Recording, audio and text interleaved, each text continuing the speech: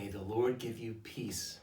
March 8th, we all experience Transfiguration Sunday, and many of us experience great Eucharist or preaching or conversations or prayer. Awesome. And many of us reflected upon, often when one has a mountaintop experience, God is trying to refresh us and prepare us for the struggles that lie ahead. On March 8th, little did we know what would be happening.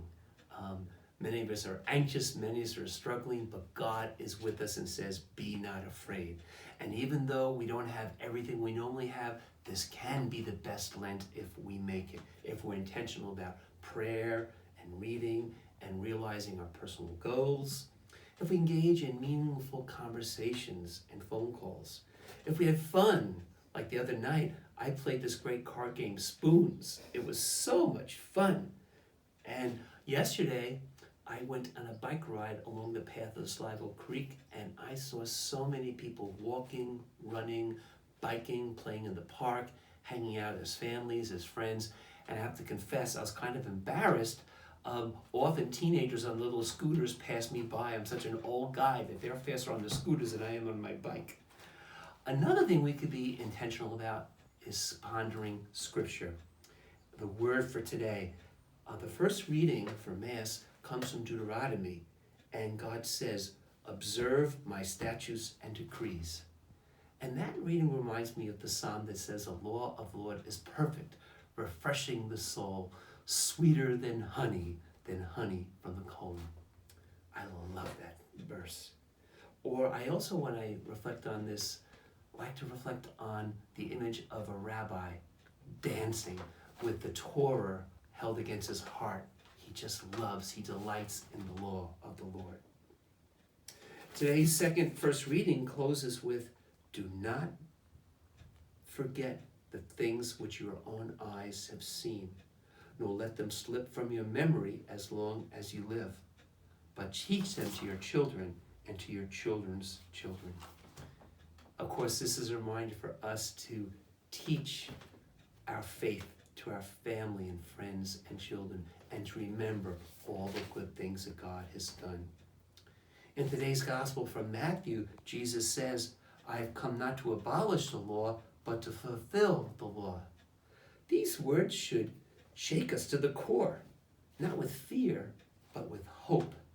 Jesus' fulfillment of the law brings us a new vision of love and mercy, of not using law to attack and bind people in chains, but to set them free. Jesus' interpretation of the law is not lax, but even more demanding. To truly keep the law, one must go beyond it.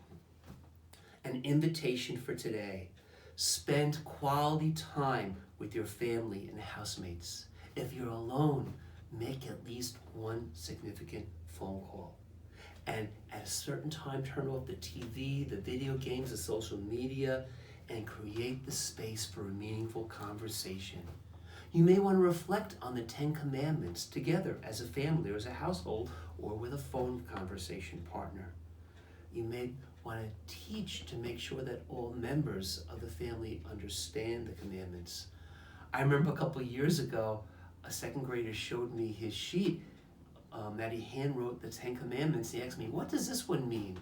And I read it. It said, thou shalt not cover thy neighbor's wife. And he wanted to know, what did that mean? The little boy didn't understand. We should make sure that there's mutual understanding of the commandments. But not just teach the commandments, but reflect on them. And perhaps each person in the family or the household share their struggle.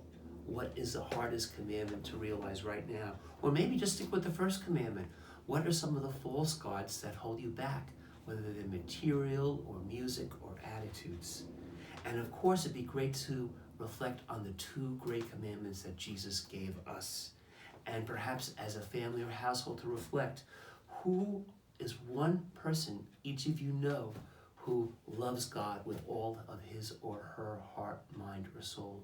Or who is one person who loves his or her neighbor as themselves?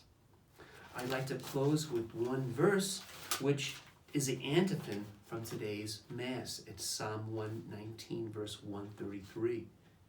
It says, Let my steps be guided by your promise.